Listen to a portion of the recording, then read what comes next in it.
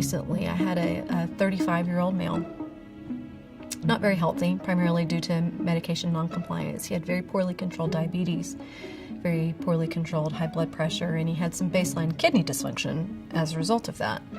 He came in through our emergency room and he had ultramental status. Again, reason number one why a neurologist is asked to see a patient in the hospital.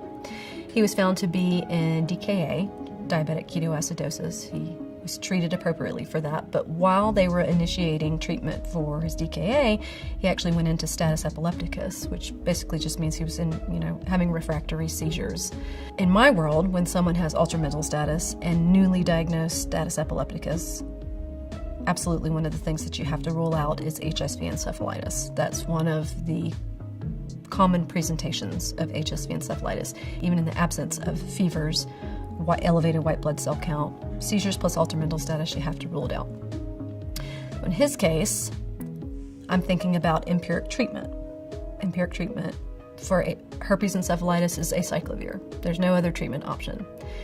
But acyclovir is known to cause kidney injury. I've actually seen patients over the years pushed over from chronic kidney disease into end-stage renal disease where they were forever dialysis dependent for the rest of their lives. And this is a really young man that I don't want to subject to a noxious therapy if I don't have to. So we went ahead and gave him acyclovir empirically, 1 dose while he was in the ER, did a lumbar puncture in the ER, and within 2 hours I have a negative HSV PCR.